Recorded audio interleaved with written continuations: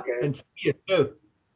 Thanks for sharing tonight, Dave. It's just reminded again of what was Paul's message. What did he want to preach? He wanted to preach the gospel. That was Yeah.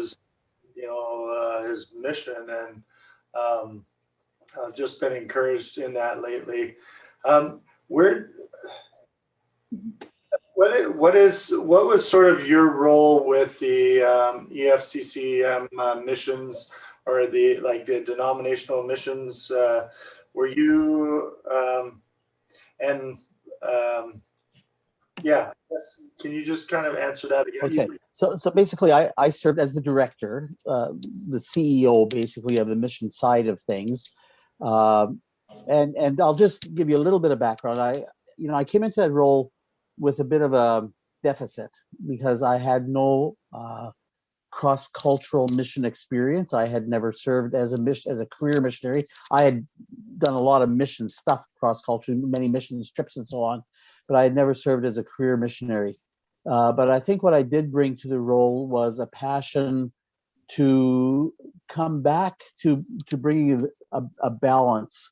I saw my years there as maybe having some influence in coming back to balancing the social side of the gospel, the caring, the compassion, the humanitarian side of the gospel, with presenting the words of the gospel.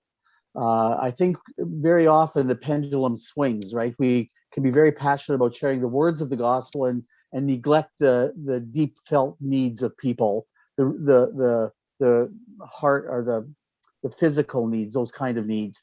And then the pendulum can swing to where we just focus on the humanitarian and begin to neglect the gospel shared side. So while I was the director of the mission, and so I oversaw the budgets, and I oversaw the policies, and all that kind of stuff was in my basket.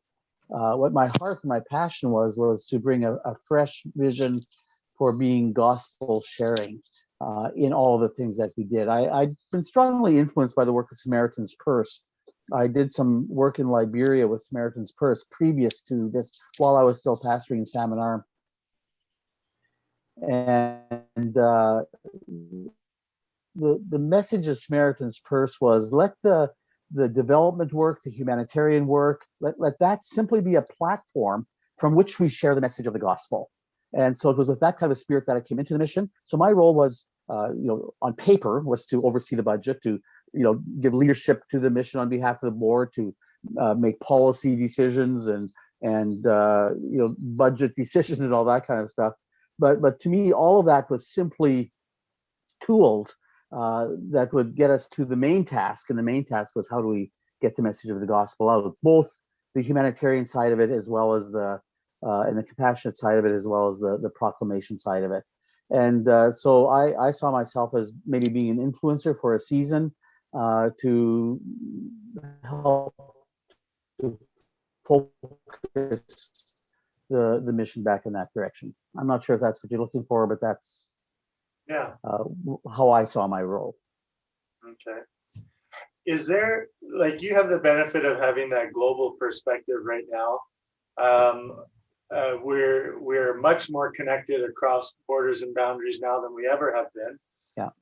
Where do you see, where are the hot spots? Where are people most receptive? Where is the Holy Spirit really doing an incredible work of hearts turning to Him? And then conversely, where in the world is it the hardest? Where does that message just fall on deaf ears? There's real receptivity. I talked about the goes. Can you hear me? I keep getting a message that my internet is unstable. Are you still hearing me? Yeah. Okay. Yes. The Philippines, one of the reasons we initially took some of these goes teams to the Philippines is we referred to the Philippines as a country where there was low-hanging fruit. People are very receptive to the gospel. People are tired of a religious system. 96% of the population is basically Roman Catholic, and they have this system where if you give enough money to the priest, if you do enough good works and so on, there's a chance you might have earned eternal life. And so a message of grace, a message of salvation as a free gift is something that they're very responsive to. Similarly, in Rwanda, we've seen tremendous response to the gospel, and by all evidence, very authentic response. As we do the follow-up and discipleship, we see many of these people who come to faith in Christ, like a large percentage, moving on into a discipleship program and becoming part of the local church. And so those are very encouraging things to say. Rwanda's Cuba, Steve talked about Cuba this evening. There's a great receptivity to the gospel in Cuba. So those are some, but it's a hard place. Cuba is not an easy place. Places like Rwanda and the Philippines, you can freely go and share the gospel. You can just move around and visit people in their homes. We got a little bit of resistance in Rwanda from some of the village chiefs that weren't happy that we came into their villages to visit their people. But for the most part, people have just been very responsive. Liberia is another country that's been very open, great response to the gospel there. So some of the African countries are very open. Some of the places where we still see great resistance, Thailand is still a tough country. There's a lot of missionaries in Thailand, but Buddhism is a hard place. In a strongly Buddhist country, it's a hard place to share the gospel. We have missionaries in some what we call creative access countries.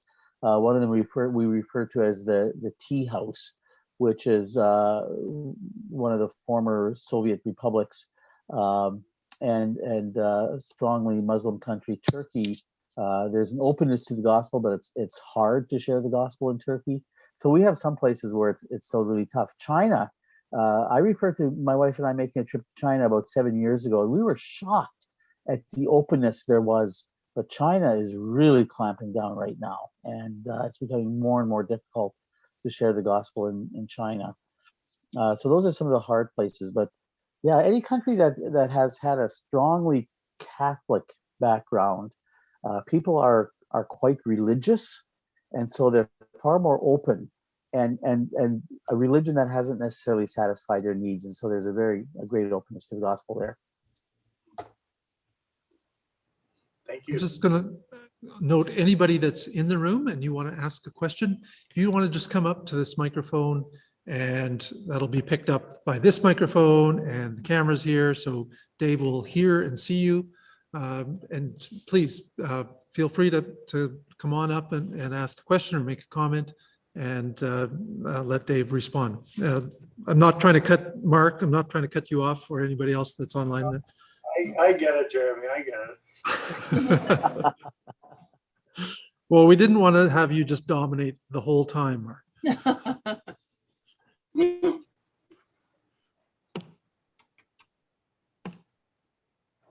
We have a daughter-in-law who moved to Canada from the Philippines 10 years ago. Okay. More than that, is it 12? No, I think well, maybe it's 12. Anyway, she accepted the Lord and she was baptized about 5 years ago. But her sister, I think, is still pretty strongly Catholic. She's It takes a long time. You know, when we've been in the Philippines, we've shared the gospel. There was the team from Steinbach actually was in the city of Cebu, and they had shared with the guy, and it had been a real spiritual battle, and they came back to the church and they're all excited as this guy accepted the Lord, and the pastor said, "That's great. Maybe this time it'll take." You know, it was kind of like 2 or 3 times this guy had professed to accept the Lord. But when you're so deeply steeped in a religious system that's based on works, the idea of just accepting a free gift of grace is a real challenge. And sometimes they have to hear the gospel 2 or 3 times before they really grasp it and go, "Yeah, I get this." And some get it the first time, but while people are very responsive to the gospel, they have to really be discipled. It has to be reviewed over and over with them for them to really get it. So I know our daughter-in-law, they were at first, they were Seventh-day Adventists, and then they went to Catholicism.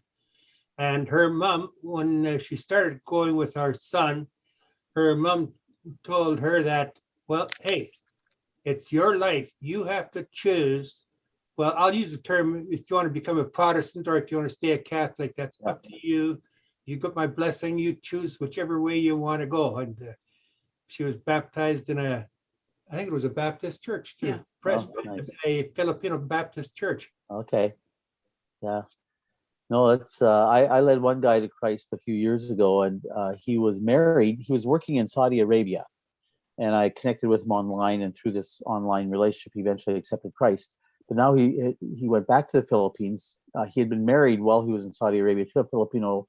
He was home for a month, got married, went back to Saudi Arabia, worked there, came back home, several times, like once a year for a month, then he'd go back to Saudi Arabia. But this last time, him and his wife decided it was time to start a family. And so he went back to the Philippines to stay.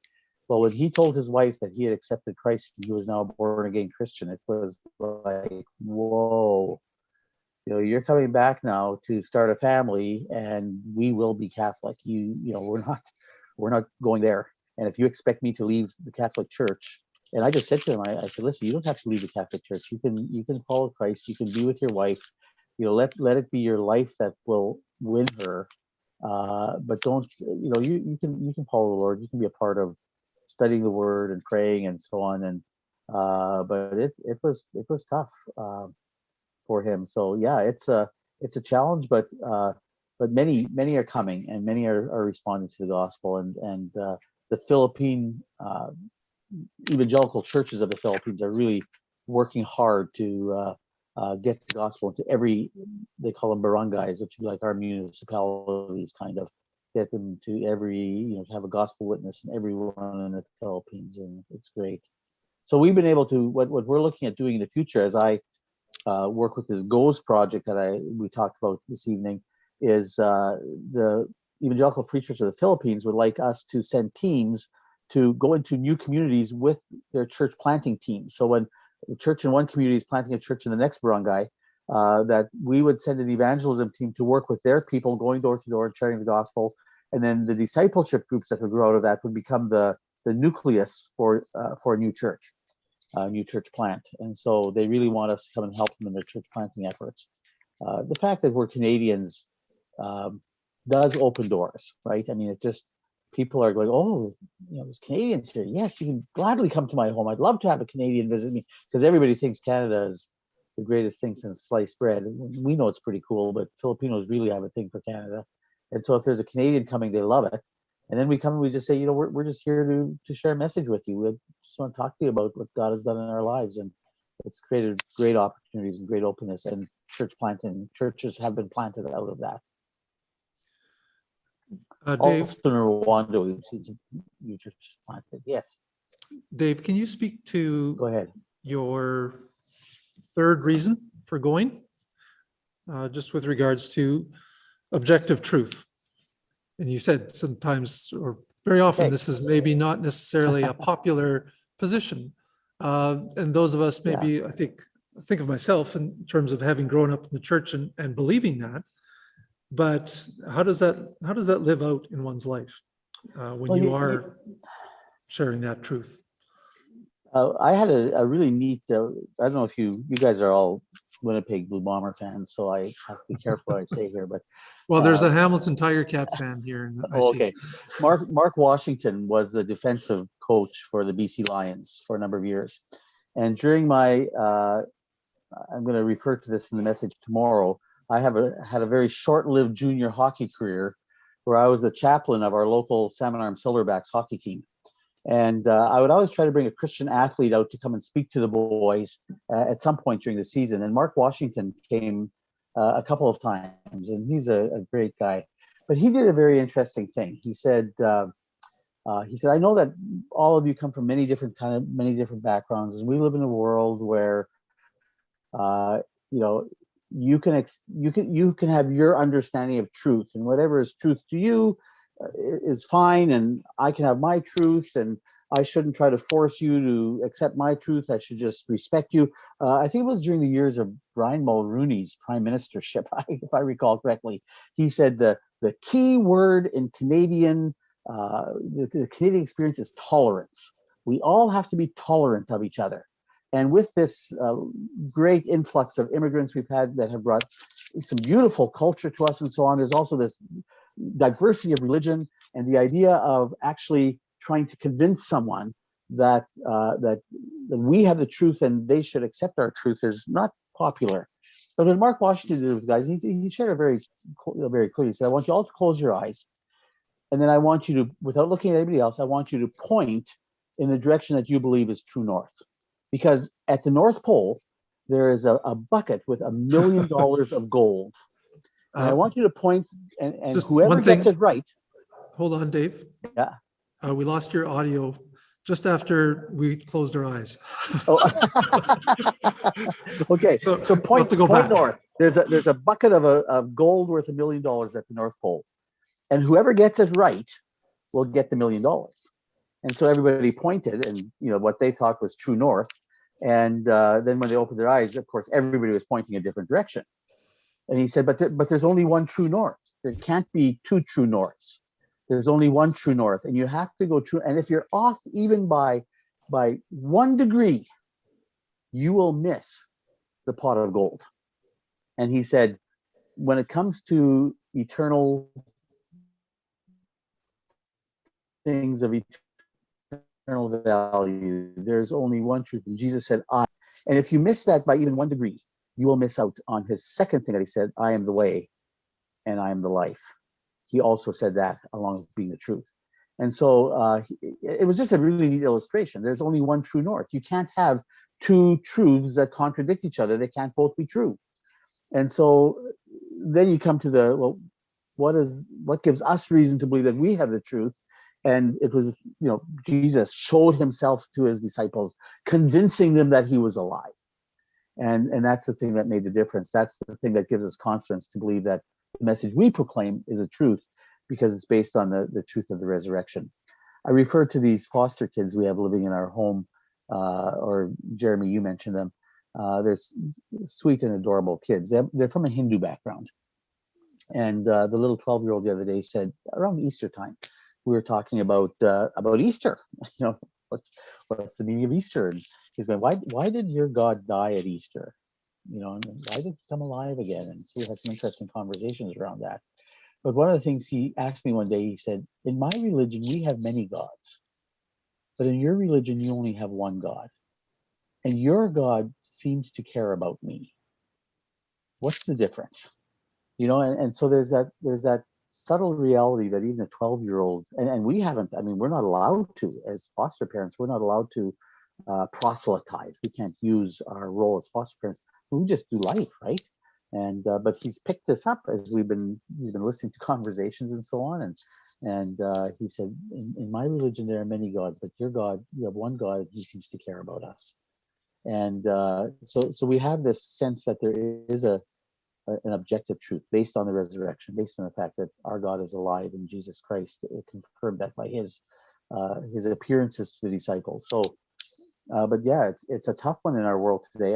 And I think that the challenge in missions and evangelism and all of that is not to be critical of other religions, not to point out their flaws, but it's just to introduce people to Jesus, to point people to Jesus. Not I think for so long our evangelism has been laced with apologetics. We're trying to defend the Christian faith.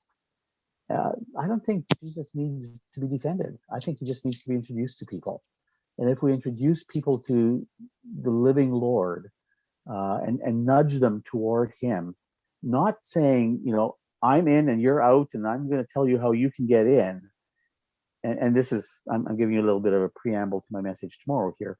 But if we can rather say, let me introduce you to Jesus. Let me acquaint you with this person that I've met. And it doesn't matter whether you're Catholic or Muslim or Hindu or Buddhist. That's not a relevant issue at this point. The issue is, what about Jesus? What are you going to do with him? And the fact that he's alive. And so we invite people to the truth. Who is Jesus? Thanks, Dave. Anyone else here in the room that has a question?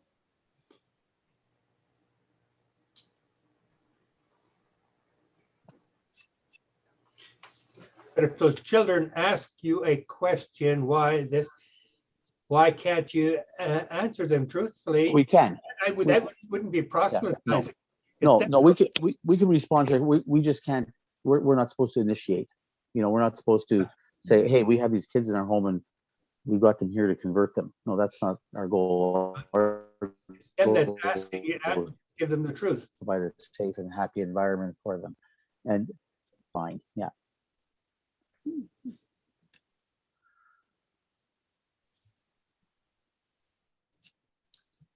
I have another question if nobody else does. Okay, go ahead, Mark. Just what, Dave, is Go ahead, Mark. the temperature of our churches here in Canada and our response and interest in global outreach and missions? Is it as strong as ever? Are you discouraged by the interaction? Are you excited by it? Are we too focused on ourselves? What, from a national point of view, how are we as churches across Canada think about missions?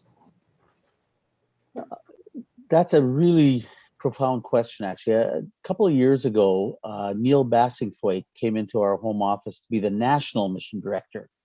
And he took a survey to take the pulse of the churches across Canada in terms of evangelism, just not foreign missions, but evangelism.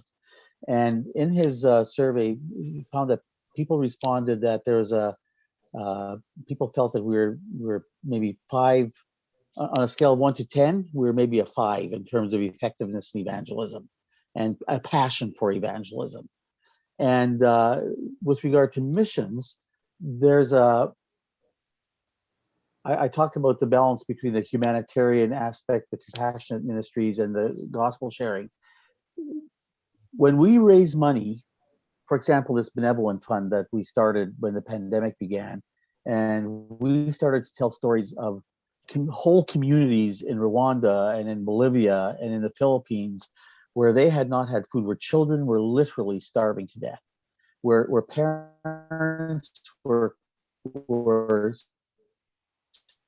saying, we're not going to die of COVID, but our children are dying. And no raise $30,000, $40,000, $70,000, $90,000.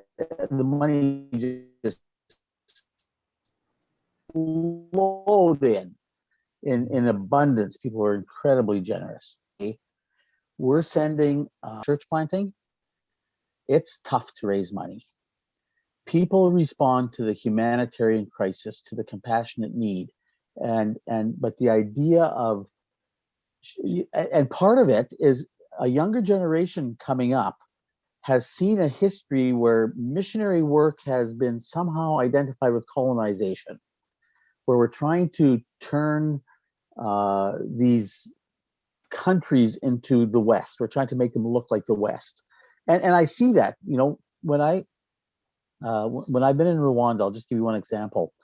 I was in a church in Rwanda, and they start their worship service, and the worship team is on the stage, and the drums are pounding, and the people are dancing in their praise and just their exuberant worship of God. It was just this absolutely breathtaking experience to be a part of it, to see their excitement about the Lord.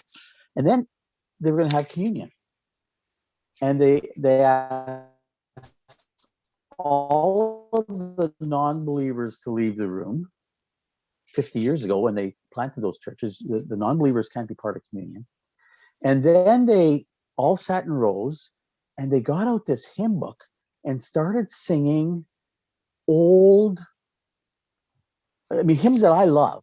I'm not putting down, these are precious hymns to us, but Western style hymns, very somber, very slow. What a friend we have in Jesus. And they had just been these people that were dancing their praise to the Lord, and here they were celebrating the most significant event of the Christian faith, and they switched to this Western mode that just wasn't African at all. And I said to them, I said, why don't you guys celebrate an African communion? Like, what? Well, this is what we were taught. And you see that, how the sharing of the gospel got quite mixed with Western ways of doing things. And so there's been a lot of criticism, especially from a younger generation, that missions and evangelism has been connected to colonization. And sadly, that has been the case too often. And so the enthusiasm for missions hasn't been all that it could be, but I think it's building again. I think as we're seeing the balance between humanitarian and compassionate ministry with sharing the gospel, that these are two wings of the same plane, I guess you could say. I'm seeing people getting more enthused again. Thank you. All right, I'm going to bring our time to a close. It's 8:45 at our end. Okay. Just about dinner time for you. We ate dinner during the service. Okay. We had the TV on and the kids were getting quite a charge of listening. I'm sitting at the table with them and they're listening to me preach. And so then after dinner, I went and I put on the same shirt that I wore for the video, and they thought that was really quite hilarious. I said, well, those people in Winnipeg need to think that I'm right there with them. You're only 2 hours behind us. We're just 2 hours behind. Yeah. Well, thanks, Dave, for taking the time, for the time that you've invested in recording, and we look forward to hearing from you tomorrow morning. So. Great. And I'll